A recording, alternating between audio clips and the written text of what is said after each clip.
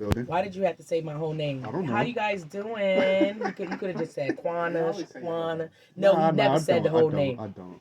Merry Christmas, everybody. I know y'all ain't hear my voice in a while. Happy Kwanzaa. Oh, yeah. Happy Kwanzaa. And happy Hanukkah, everybody. Yeah, happy Hanukkah. Shouts out to Kyrie Irving. Mm-hmm. Yeah. Yo, we got my guy, man. Mm-hmm. Manager of the year, 3 years straight. Cheer. 3 years in a row. Manager of the year. What's up? You know, it's the Black Richard Gear. What's up? We in the building. My guy Tim Jones in the building, man. What's going on, man? Man, you know, doing the most as usual. Yo, you been down in Atlanta now for how long? 2 years, man. I counted by my dreads, man. I moved down there before I got my hair twisted, man.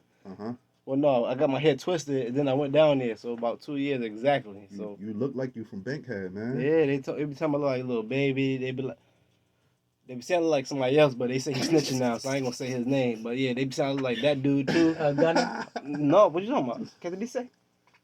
I don't know what you say. Who? Oh, he started speaking a whole nother language. See? We say in the name, honey. No, not at all. But yeah, they be like, I be like home sometimes when I get my hair. But it's funny though, man. The hairdressers down there, they definitely got a flavor that they go by. You can tell they style they do. Yeah. Everybody kind of had the same style down there. So I can see when people say they see it. They got the same style down there? No, they braid your hair, you know, and have it in the bun ponytail or whatever. Right. That's they real creative. They get real creative. You know, up here we kind of more see like, you know, two strands or cornrows. Nobody really like kind of experiment. Like I think in Atlanta they kind of experiment a little bit more when it comes to dread, because a lot more people with dreads. Right. So you got a lot more time to that's the hair capital. You know, they like top with like the Barnard brothers, right? And stuff like that, like the hair shows down south. They definitely like all that. I remember watching Chris Rock's documentary of good hair. I love it. Oh, that's my favorite. Yeah, that was enlightening. Yeah, yes, I seen some of it, and I remember he got a lot of flack for it because they were like, man, a black man talking about. First of all, I just want everybody to know this episode is gonna be a black man talking about what black men talk about. I don't want to hear anybody talking about. But that's what he got. He got some flack because he talk about black hair, and they be like, oh, the black woman was mad that he was talking about black woman, black. Like, man, y'all gotta let a black man speak sometime. You know, he black too, right? What did he say wrong? I actually like the documentary. Yeah, and that's how you saying, like, he's trying to bring up black women talking about their black hair, and it's like, but... He was empowering his daughters because they ain't have what black people say is good hair. They had that 4C. Honey. That was the first time, that documentary, and I love documentaries because I always learn something. I learned from that documentary how many women actually have weaves. I didn't know that before. Big weaves, big wigs. Like I was like big wing and so bamboozled. Can you spot a frontal today? Yes. Yes. Absolutely. Shouts out to Chris Rock. They got the curtain. I don't need them. They got the curtains. That's how you know it's the frontal. The fake baby. Sometimes it be lifted. Go back in the house. It's okay. Facts. Just rocking no edges. Yeah, they definitely had the fake baby hairs. Yo, besides for hair, what else? What else did you learn about Atlanta? I learned that it's hustlers in Atlanta, man. Like, everybody is hustling. Somebody may do weave. They may strip on the side. She may have a bartender license. She may also be a daycare worker. So you like, Baby D. Don't marry her. Don't marry her, Tim. You be fine. I be trying not to. Listen, man. I've given out a few proposals in my lifetime, but it wasn't none down in Atlanta. But nah, for real though, down in Atlanta. No lie. So I work at the bank. Everybody don't know my name. Time is money. You know, work at the bank. You know, big bankers and stuff like that.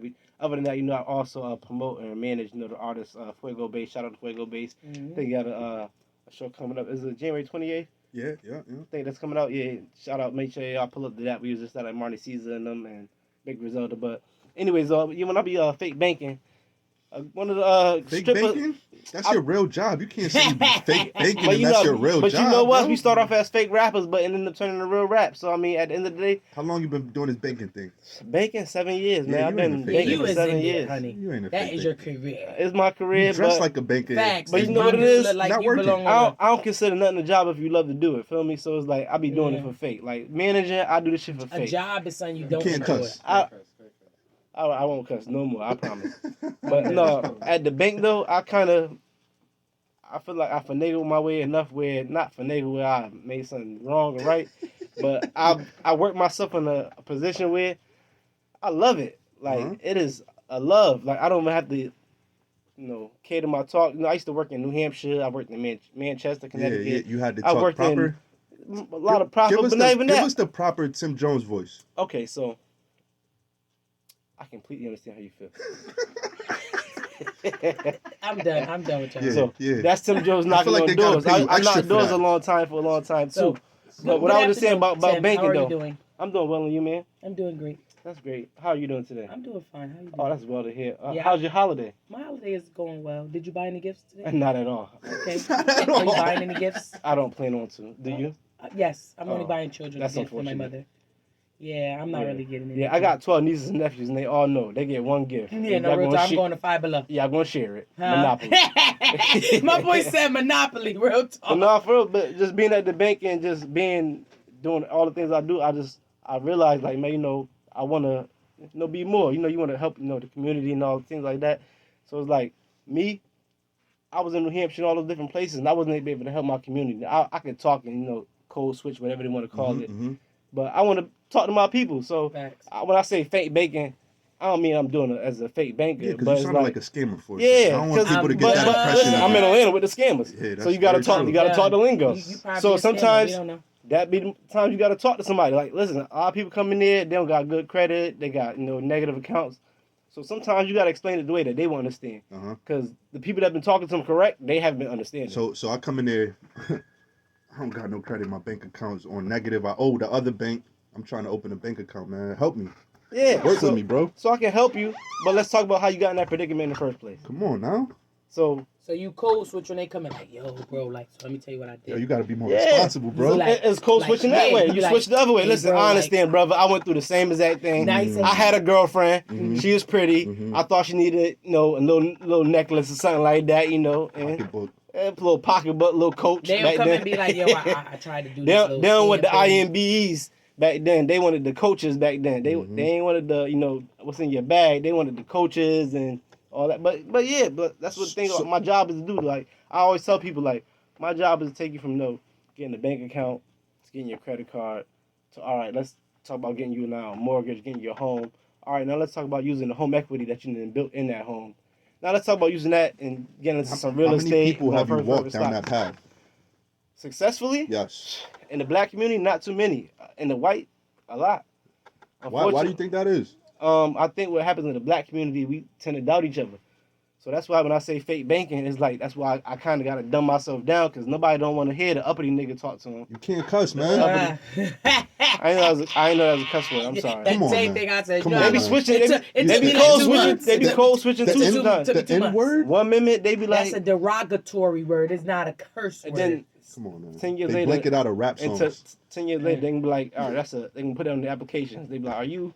I think until that day, I guess we gotta abide. It's their rules. Yeah, we're gonna abide by their rules. I think with the whole credit thing and the banking thing, I think a lot of black people now looking to buy homes, but they not that they're not looking to buy homes, but they're quicker to get a bank loan for a car before they go for a house loan. That's why the bankers, they be looking at us weird when we do it, because it's like you live in an apartment building, you're trying to get a loan for a Benz. It's like you don't want to get a house first, like, you know what I'm saying? It's like we got it backwards, like, you know what I'm saying? But no, I don't think bankers look at anybody bad. Like, a banker looks at any situation. We are salesmen, whether they want to tell you that or not. I'm talking about the white ones. Well, I'm just point blank. What they Because title. if I come in with you, I know you're gonna try. No. Point blank. Period. What your title is, you're a salesman. So I'm selling for a commission or whatever. Like how they say Wells Fargo got in trouble for so many times because they pushed their bankers to do things to get more sales than that was required to. They'll try to add accounts that they didn't even have you sign up for so they can help their revenue. So with a banker is going to offer you hopefully what's best for you, but also something that you can use. So when somebody says they want a car loan, that's because you came in and asked for a car loan. You come in, you want to open a checking account. I'm like, hey, you want to sign up for a car? It's just what you're looking for. What happens with the black community is us as a people. We want to go out and get a loan for a car rather than we get a loan for a house. Yes, that's what I'm saying. So in our mind, though, we're not realizing what a home is. So I always tell people a home is your savings account. This is a savings account you get to live in. So, for instance, right now, my bank is not in this area, so I'm not going to say his name, but they have 100% financing where the bank will pay 100% of the cost of the home. You don't pay any down payment. You just pay your mortgage. When you pay your mortgage, all the money you paying, let's say is $1,000. Let's make a round number. So $12,000 you pay every year. That 12,000 is now in your home savings. Let's say, per instance, that $12,000 you spent is now equity. It isn't dead money as opposed to when you renting. When you paying $1,000 rent, all that money is dead. You never get it back. No. The money that you just spent in your house, you can actually use later on in time if you ever choose to do so. So let's say you go to sell your home worth $300,000. I've already made $12,000. I sell my house for $300,000. Guess what I made? That $12,000 I spent back. You will never get that with a car, with a chain, with jewelry, with anything. So when I say a home, like a home is literally your savings account. The money you spending for your mortgage is you putting into your savings. And then eventually later on, like some banks, they give you, like I said, a home equity line of credit, which is like 80% of whatever your equity you have. So let's say your home paid off at $300,000. I'm now eligible for like a loan of $260,000. What could you do with $260,000 a day? You probably can start three other businesses. Open a strip club. I used to want to open a strip club with a daycare in the back in a restaurant, five-star restaurant. I always had a dream. If I wasn't saved, I would open up a fat girl strip club, and I would have named it Tip in the Scale. Oh my land. Lit. Big lit. The baddest, biggest strippers ever. Honey. We need to save that. Right? Levels. There's levels to this. Don't save my name because I copywritten it. All right, cool. You already did the work. Yeah, that's all we needed. Because I know the name is spot. It's already done. But just like that. Big baddies. But that's how these. Look at B. B had a flash. Yeah, but that's how, I can see the logo. That's how the. And it would have been a big girl on the balance scale. Yeah, Real talk. You know, the dimmer hue, they usually would do those type of things. That's what they use their homes for. They're using their homes to start all these other businesses. So in our minds, we like, oh man, we sat back, it's hard out here for us. No, it's not that. It's the fact that, somebody using their home that they value, or maybe their grandma got a home and they can use that home equity line of credit. So that's why, when they talk about generational wealth and all that, it's not saying, oh, I need to start generational wealth when my people got billions and billions of dollars. But no, you could just have a home or two and be able to use those home equity lines of credit to pull money from and do whatever you got to do. And then you pay that money back. Because the best thing about a home equity line of credit, I don't think people know, is, like I said, say I got that $260,000 home equity line of credit. I don't get charged on anything but what I use. Let's say I only use $1,000. I got $259,000 that I'm not using, that I'm not getting charged interest on. They only charge me interest on $1,000. They only charge you what you're actually pulling from it. So that's why when people understand, like when they see all these other coaches using these different tools in the banking system, it's because, they've been investing and doing these. Yeah, but it ain't like rocket science where you got to have $1 billion or $1 million. You just got to, start from square one. Let's, go from having a checking account to getting a credit card. Let me get a house, invest in my house. Now I use the money that I invested in my house to do other things. Yeah, have you ever thought about doing like financial vlogs or podcasting or anything like that? Oh, we did a financial barbecue in Chappelle. When I was last here 2 years ago, I did a financial literacy education barbecue with the bank. I go to different businesses and do the same thing. But one thing about me, I realized that, I get paid to talk around the world. Like, I've gotten paid to go talk and teach, sales classes, door to door. I can teach you the 5 steps, the 4 5s, and the 8s. Like, literally, we can go through it right now. What's the 4 factors of impulse? We're selling. You guys are salesmen. This may be something that may benefit any of y'all. Okay. The number one factor is greed. Yeah, break it down. The number one factor is greed. Everybody wants what everybody else has, right? Not so much? No. All right.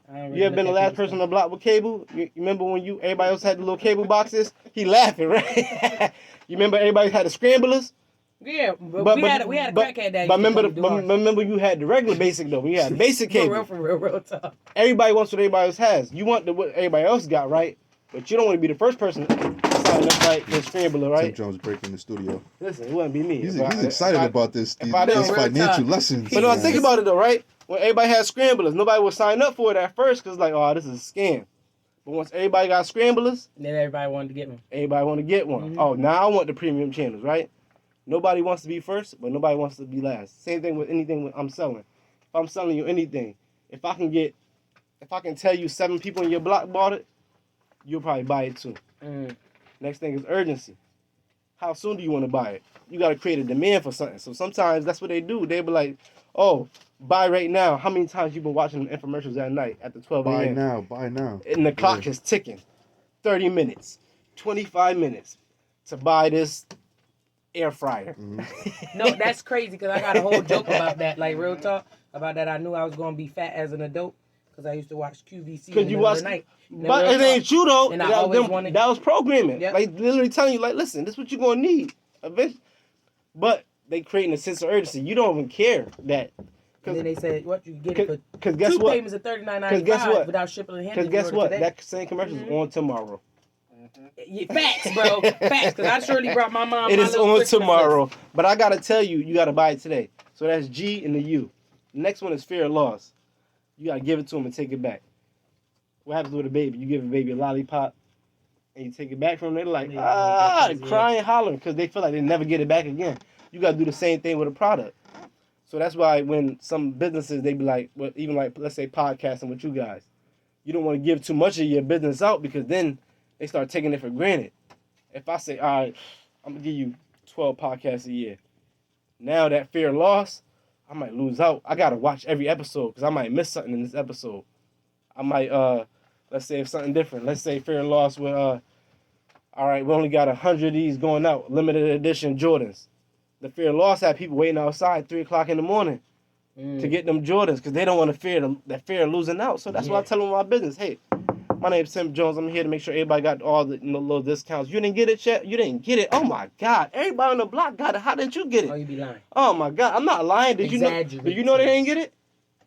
No. Who knows? But that's what the whole point is. You know. Nobody don't I know. respect it. But that's those things. That's a good talk. That's my thing. That's I'm just here to create the fear of loss. Whether you can tell me, hey, everybody on the block they didn't get nothing. You didn't talk. So all y'all didn't get it? Oh my God! I'm about to start doing that with my cheesecake. But you just came on the block and said everybody got it. I said everybody got it, but I didn't know your block didn't get it. So you mean to tell me your block the only block in America? Now everybody on the Now block. say everybody in America didn't get it. Oh my God! So America didn't get it? Oh my God! Russia got it? China got it? That fear of loss. My last indifference of attitude. You gotta not give a F. I'm getting better at this. So right. I'm done. So you gotta be like, all right. You gotta not give a care. You gotta be like, listen. Do you need this or should I go? I think I'm gonna try it. No, but no. Say no. No. Oh, okay. It's fine. I'll just give it to your neighbor. Okay. It's fine. Amen. You have a blessed day. You too. Nah, walk off. To God be the glory. Honey. And sometimes they be like, you know what? To God be the glory. And sometimes they be like, you know what? Don't give it to Cheryl because you know what? I hate Cheryl because her husband was doing it. Yeah. You don't know how many times in the found out. And then next the thing block Cheryl be business. like, I got this. And she be like, yeah, but I had it first. He came to my house 1st. Mhm. I just don't like people See, like that. Honey. grief factor. You don't like Cheryl. You don't want I Cheryl to have it don't before like, you. No, I don't like people like that. Like always trying to keep one. That's why when you said, But that's like, what the grief factors are. They show you what people. No. They show you what people are. Like this is not something they made up. Yeah. This is like people in the feelings. It's pulling on human nature. Yeah, like my manager, he used to try to tell me, he was like, indifference attitude, Tim. He's like, you know what I do? He was like, I do the sympathy plea. What was that? Tell me no. No. Oh, that's fine. You gotta put your hand on your head. That's how you know work. Okay. I'm holding watching me on camera, but Like the homeless people with the sign when they stay. But you got a side though too. Oh, Like it broke you down. wow. So all right, man, you don't want it, right? It's perfectly fine. I won't bother you. Can you please just tell me what I did wrong? That's what y'all do to us So in relationships. when I go to the next that. door, I don't make the same I mistakes. don't like that. I don't like that. Listen, all right, like that, I hurt you, honey. baby girl, but I don't want to make the same mistake when I go to the next girl. What did I do wrong? Yeah, I don't like that. Y'all some manipulators. I don't like that. Yeah, You just taught me, but I do that too. I do. Your boyfriend was knocking doors. I just be like, wow, that's just. But that's what that shows you. So goes back to anything I do, like what we doing this music stuff. Like I see the same exact thing. I do the same exact thing. Listen, nobody's not gonna want it until we make seem like somebody else wants it. Mm. Oh, you want to get this? Oh, we've been signing. We've been talking to this person. This and that. Urgency. Oh, listen. Well, the thing is, base time is only such and such and such. He's only gonna be in this town for this and that. You got to kind of do it right now. I gotta start. Fear of loss. Oh, listen. Do you want this or should we go? Listen, we're only in town for today. So they only listen. Base don't got to do a track with you or not. Listen, he signs with Benny. What do you want to do? So these are the things you use when you selling any product. I need to do that with regardless of what it is, if it's pencils, cotton candy, anything. But that's Tell me just how sells. I should do it with my comedy. On my social media. Do you need my comedy or should I go?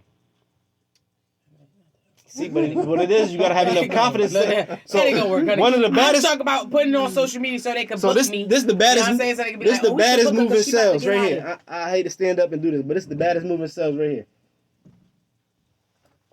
Go get your bill. I'll wait right here.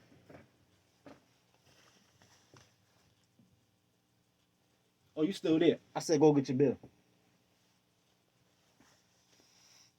Showing somebody your back. Oh yeah, no, that's Part of my, disrespectful. it's not disrespectful, but I told you the conversation is done. Like, what else there to talk about? Like, so you gotta have that same confidence. Do you need my comedy or should I go? I wish you would tell me no. And have that same affinity when you do anything in life. Like, do you need me as a DJ or should I go? Because I can go. Because if you don't have that difference in attitude, now they feel like you need them. Yeah, I definitely kind of like this, something like that. With this guy, he booked me on the show, and I the way I do business is if you give me a date and I tell you okay, I'm gonna put you in my calendar, be deposit ready. You feel me? And this dude, we already set the date, and he just kept calling me like just wanted to talk to me. I'm like, listen, yo, we already conversed about this. Like, yeah, but can you call me? So I was busy, and I ended up not calling him. So next year he dropped the flyer and had somebody else on it. So I hit him up. I'm like. I said, no, I had hit him up before he dropped the flyer. I said, I'm sorry, I missed to call you. This was literally a day, right? A day passed for him saying, can you call me? So then I'm like, I hit him up like a day later, and I was like, I'm sorry, I meant to call you, but I was really busy with work. He's like, it's fine, I got somebody else. I said, don't you ever, and I just spazzed on him. I said, don't you ever do that again. I said, I can't work with people like that. I said, real talk, like we already set a date, and you kept pressing me. I said, I don't work like that. Yeah, but that's how I work. I said, I get that's how you work, but I don't work like that. Yeah. So if you want to do business with me, when I say I'm going to give you a date, I don't like with people on my back because that's not how I work. Yeah, but I don't care how you work, bro. You're a booker. You're not the act. Like, you know what I'm saying? If the act, I've been, you know what I'm saying? I've come through with people, and your show ain't even, like, it ain't even, your show is a little show like that you do in a little bar or something. Like, you ain't even, like, you know what I'm trying to say? Like, just drop. We did it. We did converse. And he was like, okay. And I said, your date was a date that I dropped. I like pushed a New York gig, meaning I'm outside. Like, you know what I'm saying? And you just filled up a spot that I thought was, you know what I'm saying? And you wait like a week or two before the show to like try and switch up stuff. Like, bro, you just messed up. Don't ever do that again. Now, So one thing I would say is like before that time even comes for you have to miss the time is he that knows controls. You in control, like I said, of the situation. So when you pitching it to him, even that, they always say like in sales, the next man that talk loses. If I give you an ultimatum, like, listen, go get your light bill, I'll wait right here, and you still standing there, now we're going to look at each other, and I'm going to wait for you to say something, because I done told you what to do already. So now you're going to tell me why you're not going to do it. Same thing with him. I would have just replied to him, you going to pay my money or not. If not, I'm not showing up. But I got like 4 quotes that I kind of live by. Man, R.I.P. my nigga Nate, my homeboy Nate. I apologize. They got to blame me out a bunch of times. Yeah, man. But he my homie, man. My boy Nate used to say, he that knows controls, nobody cares how much you know until they know how much you care. If you owe me 10, don't pay me 9. And these lames going, I ain't going. Like, he that knows controls is, I can't tell these guys nothing about DJing, nothing like that. They got all the controls. So we ever in the podcast having the conversation, they're on the right to tell me to shut up. He that knows controls, like they need to control the conversation. CQ, I think that's a sign because we just was talking about that was God. Because people would do that. Trying to tell us. They be trying to talk over you. Be like, no, listen, man. I'm controlling this conversation. I'm the guy that knows this. My favorite of all. Nobody cares what you know until they know how much you care. You can be spilling all the juice you want to somebody. All right. Let's say coaches. Your head coach may be like, yo, Davis, go out there and shoot the 3. But then the assistant coach is like, yo, Davis, how your mom doing, man? No, I know how your sister, You know what? Buy your sister some ice cream, and he starts seeing the assistant coach do things for his family. He's going to listen to that assistant coach more than he's going to listen to that head coach. Because I know you care about me. Yeah. Regardless of what you're trying to tell me when this is going on. So when you tell me when these things are going on, I know to respect that. So nobody cares how much you know until they know how much you care. And I always realize, like, the people that, you know, I listen the most to, the people that care the most about me. If they show me some I care a little bit about this person. I'll be a sponge. Pick up on it. His next favor, you owe me 9, you owe me 10, don't pay me 9. Because if you're gonna pay me 9, you're not gonna pay me that other $1. Let's keep it funky. Don't give your If you owe me 10 and you pay me 9, you're not gonna give me that other $1. So don't even worry about paying me 9. Just pay me the 10 when you get it. I'll wait till you got it all. Exactly, no, real talk. If you didn't got all of my money except $1, I'll wait till you get that extra $1. Let's not be, up in arms over $1 because you couldn't give it to me. I'm petty like that. See what I'm talking about? But if everybody paid 10, you wouldn't be petty. Yeah, I don't do it all the time, but I'm gonna let you but know. I'm just saying, don't ever do that again. But that's what I'm saying. Like, if everybody did that from the jump, and you I'm the wouldn't type be of person petty. don't give me no money to try and run to the store because I'm gonna take my $1. You gonna be like this your? I'm like this your change. You probably have $15, but you only get 14. You know I took my $1. And last I but don't care if not it's 3 least, years Base later. always says, Base, man. That's how it's funny, man. Basing my boy Nate, man, be on my mind all the time. I be thinking about all the quotes. Because basically, he has quotables. He do. He do. But no, Nate used to be like, them lames going, I ain't going. And he from Detroit, but spent time in Chicago, and I never really understood it. I'm like, what do you mean them lames going? All right, I understand. All right, them lames going to the party, we ain't going.